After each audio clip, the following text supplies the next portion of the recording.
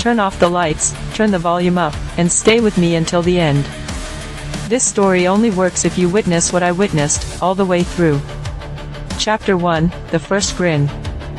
I was on my 13th hour at the overnight crisis clinic when the woman arrived with a smile that didn't belong on her face. The front desk called her a walk-in, but she looked like a storm that had learned to wear a mask. Her name was Nadine, though I'm not sure if that was true. Everything about her felt like a rehearsed lie, like she had practiced being human and gotten the rhythm wrong. "I'm not sick," she told me, taking the starch-white chair in my office. It found me. I wanted to be kind, authoritative, professional, the way they train you when your job is to hold someone's world steady for 100 minutes. I asked about medications, sleep, her support network. She smiled wider, the way a child drags a crayon too hard and the line goes off the page. "It wears faces," she said. "Sometimes mine. Sometimes yours. It waits until I'm almost not afraid anymore. Then it smiles so I'll know I can't stop it." We had a policy for delusions: ground in the present, orient to the body, give options. I took out a grounding card and slid it across. "What are 5 things you can see?" Nadine didn't look down. She leaned forward in her chair, pupils saucered. For a heartbeat I saw my own reflection in her eyes, the fluorescent rectangle of the ceiling light, my face cut into pieces by the glare. She whispered, "It wants you to see. That's how it moves." I followed procedure. I called for a safe room. We were supposed to keep them from sharp things and from stories that spread like mold. But the clinic was understaffed, the safe room occupied with a teenager who breathed like a ticking bomb. I stayed with Nadine, kept my tone even, my eyes soft. She stood suddenly, that terrible smile welded in place, and knocked my mug to the floor. Porcelain cracked into a bright, jagged mouth at our feet. For an impossible second, her posture loosened, as if the thing inside her had moved to stretch. "Don't look," she said, though I was already looking. "It needs an audience." The rest was motion and shouting, a bead of red, a drag of emergency protocol that we were too slow to pull. I won't describe the act, not because I don't remember, but because memory is a lit fuse, and if I light it for you, it might not stop at the end of this sentence. I'm telling you only this: the last thing I saw was the wrongness of that smile, the way it seemed painted from the inside. She died before the gurney arrived. And the room, my room, held a silence with teeth. Chapter 2, Static. I took the night off the next night and the next. The clinic offered support services, which meant a pamphlet and 2 calls I didn't return. The apartment felt like a waiting room, my couch a chair that never warmed. I left the TV on for company, made myself something salty to chew through the quiet. That's when the static began. Not on the screen. In the corners, in the places where the dust hangs and you forget to look. I'd turn my head and catch the flicker, a ripple in the air, like a broadcast from a channel between channels. I told myself it was sleep debt. I told myself guilt could hum, and if I listened long enough it would pick a tune I knew. 2 nights after, the static learned a shape. I was brushing my teeth, the mirror milky with steam, when the fog cleared itself into a mouth. Not a real mouth, not skin and muscle, but a glossed-on grin where my own lips should have been. It didn't belong to my face, it belonged to the room behind me, to the mirror itself. It was too generous a smile, as if whatever wore it wanted to prove it could be friendly if I just agreed to be afraid. I threw the door open, and the shape shattered, not like a reflection, but like a radio dropping a signal. I stood with the toothpaste stinging my tongue, my chest lifting the way a child lifts a blanket to check for monsters. After that, it escalated. The sound of a camera shutter in empty hallways. A child's laughter braided with the low buzz of an old television. I found a folded paper on my kitchen counter, a small white square I did not own, that had been creased and uncreased so many times the edges were soft. On the inside was a smile. Not drawn. Stamped. Repeated, perfectly, in a line that never ended. I sat on the floor with my back against the fridge, cold humming against my spine, and realized there was a taste in my mouth, copper, old pennies pressed to the tongue. It made me think of Nadine, of the way the room had tasted after she left it. I wanted to tell someone. I thought of calling my sister, but she lived 2 time zones away and had a baby who woke for nothing less than earthquakes. I thought of calling Mateo, who had once loved me loud and messy and who knew how to talk me down from ledges I didn't admit I had. Instead, I searched the internet for patterns of smiling hallucinations.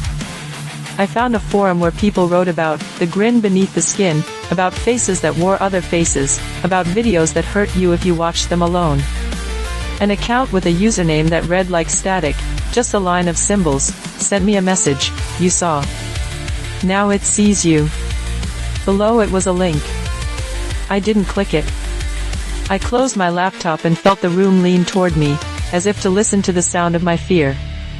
Chapter 3, The Chain. I went back to the clinic because the world made more sense with fluorescent light buzzing overhead and people crying where crying is expected. I signed the sign-in sheet with a hand that felt borrowed.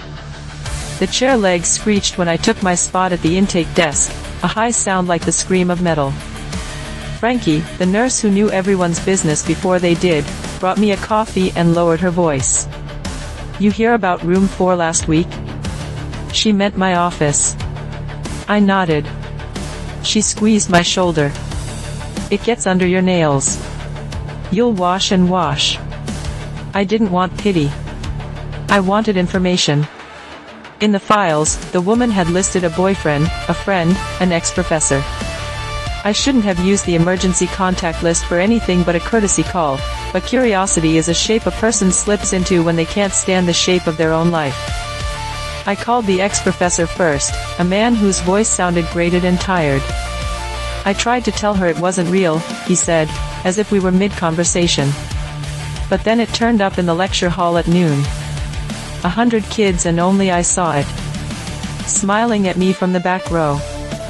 After class, I found a note on my car. No words, just a curve drawn in thick black ink. "Have you been sleeping?" I asked. He didn't answer. "Has anything unusual happened to you since she died?" He went quiet enough that the line began to sound like a seashell.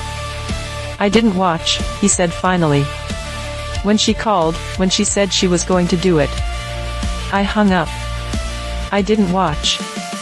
That's why it picked you." I ended the call with a mouth that couldn't make the shape of thank you. From there, the story spread itself out like a map.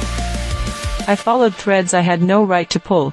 A sister in a different town who said her husband had fallen into a darkness no doctor could name after he witnessed a coworker's final act. A barista who'd quit because she saw a customer smile with a mouth that didn't stop when it should. A social worker who now wore a thin silver ring etched with tiny lines that might have been teeth.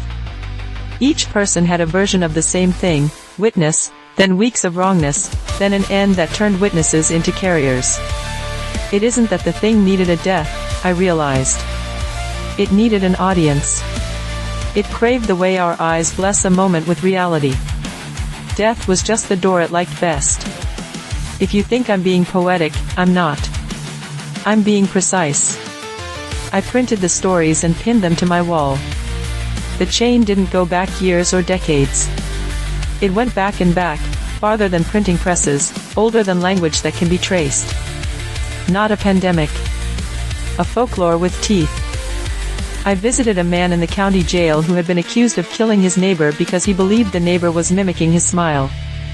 The man looked at my face and giggled with a sound that made the hairs on my arms stand up.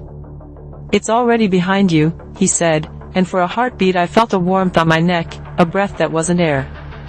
When I turned, there was nothing but the shadow of the fluorescent bulb, which looked, in that moment, like a grin hanging from the ceiling. Chapter 4, Wearing My Face. On the 7th night after Nadine had brought her grin into my life, my doorbell rang at 3:12 a.m. No one decent rings at 3:12 a.m. I went to the peephole and found my own eye looking back. It took a second to understand. The peephole turned my face into a fishbowl. On the other side stood someone wearing my expression with the volume turned up.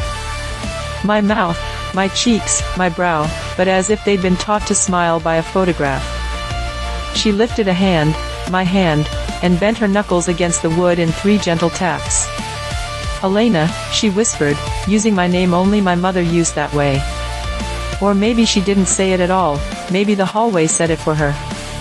The building was quiet. The air seemed held. I thought of my neighbor, a nurse who worked days and slept like a felled tree. I thought of the security camera in the lobby, one dull red eye that blinked every time the elevator did. I thought of the chain, of how it needed to be seen to move. I turned off the lamp and pressed my back to the wall. "Go away," I mouthed, to the dark. She laughed. It sounded exactly like me when I laugh at something I shouldn't. When the morning came, I found a smeared print on my door, not a handprint, but something that implied touch without actually being one. It was shaped like a crescent, as if someone had pressed their smile to the paint until the outline transferred. By then, I had a plan. Plans are the last handhold before people begin to slide. I called Matteo, because I needed someone who knew my edges, who could tell me when the shape of my fear had eaten the shape of me. He answered and said my name in a way that made me almost cry. "Come over," I said. "But don't look at me if I tell you not to." He arrived with coffee and a set of track marks under his eyes that told me sleep had been a rumor for him too. He looked at me the way a person looks at home when they haven't been inside in a long time. "You look like the version of you who pretends to be fine," he said softly. "You always smile when you're falling apart." "Don't say that word," I said, and he didn't, though our faces knew it was in the room. I had rehearsed my story. How the woman at the clinic had burned me into a pattern I couldn't scrub off. How I had followed threads that led to a knot that couldn't be untied. How the thing wore faces like clothes and loved to be watched. Matteo listened, then did the worst thing, he believed me. He believed me so quickly I felt my plan tilt. "How do we stop it?" he asked. "Some people think it can be tricked," I said. "Starved. That if you take yourself where no one can witness the ending, it can't step over the threshold. It doesn't want the death. It wants the audience." He looked at the window, the city beyond it a grid of square, lit mouths. "Where do we go to not be seen?" he said with a near smile that wasn't the kind the thing liked. It was human, creased with sadness. "The world watches everything." "There's a place," I said, and I hated that I had an answer. The swimming pool from my childhood, drained and closed, an empty oval that had felt like adventure then. There was no security camera, the town had not cared enough to protect a space nobody used. It smelled like chlorine and summers that never ended. It would still be there. Not a perfect solution. An old habit.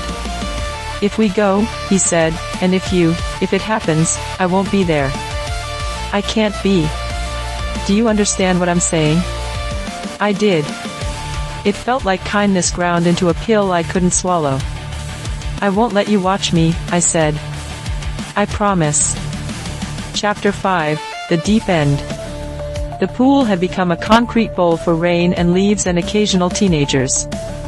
We drove out at dusk, because the line between day and night is when most things are vulnerable, deer crossing, people confessing, haunted houses admitting their ghosts. The chain-link fence bent easily under our hands. I felt like a child again, breaking rules that only existed to keep us from being alive. The sky was a bruise, purple leaking into blue. In the deep end, our footsteps made soft scuffs that sounded like someone else trailing us. "Here," I said, pointing to where the drain had once been, a dark circle like an eye. "If it's going to try, it'll try here." Matteo took my face in both hands. His palms were warm, human. "If you want to run," he said, "I'll run with you. We'll outrun a story." "I don't think it needs legs," I said. "Stories don't." He stepped back, put distance between us like a steel beam. "Say when," he said. "And I'll look away." The static came low and then high, like an ambulance in the distance curling around a hill. I looked up, there were no sirens. I looked to the lip of the pool, no faces peered down. The air thickened anyway, as if thickness itself could be a presence. A figure rose at the far end, wearing a body too approximate to be a person, a copy of a copy. It resembled me and then didn't, shifting the way heat does over asphalt. "Don't look," I said to Matteo. "No matter what, don't." He turned, obedient, and stared at the concrete wall. His shoulders were rigid, a silent scream traveling across them. The figure approached with a gait like a barrow. Its smile began at a place where a face would meet a face, except the edges didn't line up.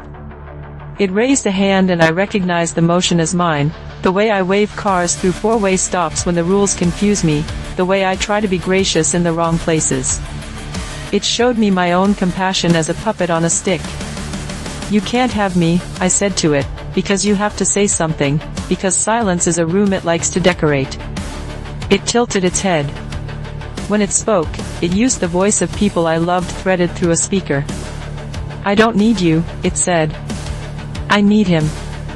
I moved fast then, fast enough to hurt. I put the drain between us, because my child brain believed the deep end had rules. "No," I said, loud enough that the word came back to me from the bowl of concrete. "He won't see." I had brought something without telling him, a box of matches, the cheap kind that snap if you're rough, and a small bottle of lighter fluid I told the cashier at the gas station was for a campsite that didn't exist. Fire is how humans draw lines. Fire is how we say no further to things that don't understand words. I poured a circle at my feet, struck a match, and made a ring. It guttered, then caught. The air felt like the mouth of a stove. The figure paused, smiled wider, as if amused by my kindergarten magic. The fire cast the two of us on the walls. My shadow's grin was not mine. It was wider, more patient. It looked almost tender. "I know what you did," I told it, though I didn't. "I know you took 1,000 faces and laid them on top of each other until none of us could tell who we were." It nodded, as if to say yes, and then it did the one thing I wasn't ready for. It turned, slow and sure, to face the opposite wall where Matteo stood staring at the concrete, his hands in fists, knuckles pale. "Don't," I said. "Don't look." "I won't," he said, and I believed him. He kept his eyes down. He began to hum, off-key, the song his mother had sung to him when he was small and sick. He hummed to drown out the static. The figure took one step, then another, until it stood behind him, a thought perched on his shoulder. It leaned close enough that if it had breath, it would have warmed his ear. It smiled at the back of his head, a smile meant for the invisible. I understood the strategy then, the way it had learned how to worm through loopholes. It didn't need his eyes. It needed mine on him while it smiled. If I watched it grin at his turned head, that would count. Witness enough. Door unlocked. I closed my eyes. But you cannot close the mind. There are places inside the lids where pictures live. The static turned into shapes behind my shut eyes, and I saw it anyway, the way you see the sun on the back of your eyelids after a day at the beach. The grin burned into a pattern that belonged to me now, whether I wanted it or not. "Please," I said, and I didn't know if I was begging the thing, Matteo, or the world. He heard me as if from a distance. "I'm here," he said. "I'm with you." The ring of fire hissed in a small, constant anger. Somewhere a siren finally was real. It grew louder, and with it a weight settled behind the sound, understanding so low and fundamental I almost mistook it for the heartbeat of the earth. The chain was older than any of us. We were not the story's beginning, and we would not be its end. Chapter 6, Last Light. The security guard found us, two silhouettes circling a lit ring, a third shape that the camera would later claim was a trick of light. He shouted and the shout ricocheted. His flashlight cut the dark into slices, the beam swinging, searching for reason. "Don't come down," I yelled, but it sounded like an invitation. He climbed anyway, one shoe slipping on the chipped tile, the light staring at us like a blunt eye. The figure was delighted. It turned its smile toward the new witness as one might offer a glass of water to a parched stranger. I felt the chain shiver, a string plucked in a song I didn't want to learn. "Move," Matteo said, voice crisp for the first time, soldier sharp. He took a step to block the guard's view. He made himself a wall. He became the kind of brave that gets people killed. Don't be heroic, I said. Be small. Be boring. The guard paused at the lip of the pool, the flashlight trembling. It flicked from me to Matteo to the ring of fire, taking a story he would later tell himself and sanding off all its edges. He put one foot inside the bowl, then the other. He slid, caught himself, cursed. When his light rose, it met my face. I made a choice then that felt like taking my own hand and moving it in a way it didn't want to go. I stepped backward into the circle until the heat licked my calves and then my thighs. I wanted to pull away, and I didn't. I thought of Nadine and the wrongness of that smile and of the professor and the barista and the man in the jail who heard laughter where no one else could. I thought of my sister's baby, of a stranger's child, of 100 students in a lecture hall at noon. I thought of the chain and of being the place where it snagged and frayed. I'm sorry, I said to Matteo. Don't look. He didn't, but he reached out a hand and found air. I can't fix it, he said, and somehow it was both the worst and the most beautiful thing he had ever said. The figure tilted its head, curious. It wasn't angry. Anger would have made it human. It was interested the way a scientist is interested in the behavior of ants. It adjusted its smile like a lens. The guard's foot knocked his flashlight from his hand. It clattered, spun, and came to rest shining into the circle. The fire made it gutter. The beam found my knee, my hands, my face. The guard sucked in a breath as if stepping into cold ocean. He saw. Not me. The thing wearing me. He saw it smile. I watched his mouth begin to form the syllable of a word that could have been a prayer or a curse. We stood in a geometry drawn for us by something that loved shapes, witness, watched, watcher. The chain closed like a door. The sirens arrived. Red and blue made the empty bowl a heartbeat. The figure flickered, as if satisfied. It stepped back into the static it came from, as if it had shaved off a piece of itself to leave with us. They asked me questions. I arranged my answers into something administratively digestible. No, I had not set a fire with intent to harm.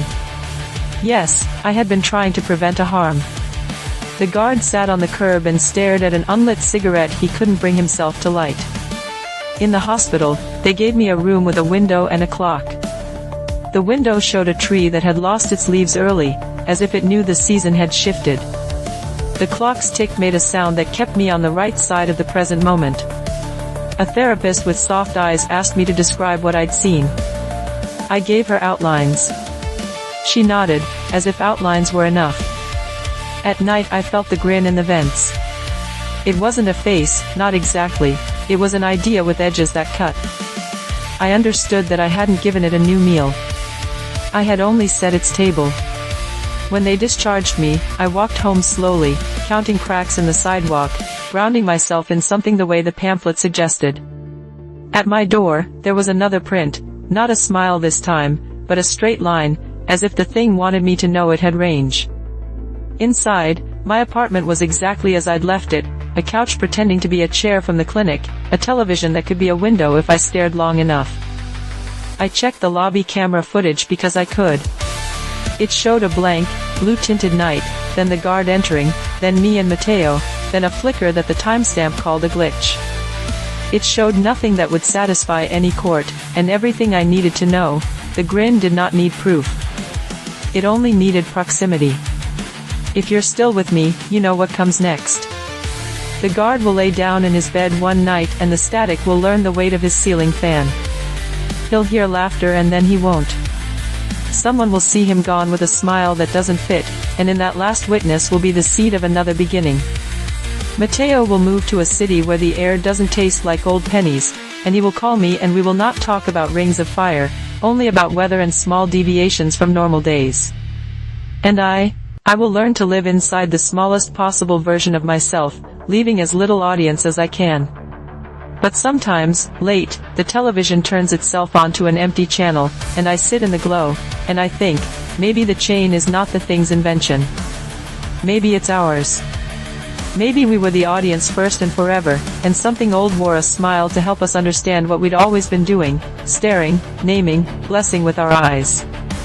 If you're still watching, if your eyes have carried this to the end, then you're part of it too. I'm sorry. I'm grateful. Both can be true. I ask one last small kindness. If you feel the static lean against your cheek, if a shape behind your eyelids begins to smile, don't give it a stage. Sit in the dark of your own life for a while. Let it be lonelier than it knows how to be. If my story held you to the last word, please subscribe to the channel, activate notifications, give this video a like, leave a comment with your thoughts, and share the video with someone who loves a good scare.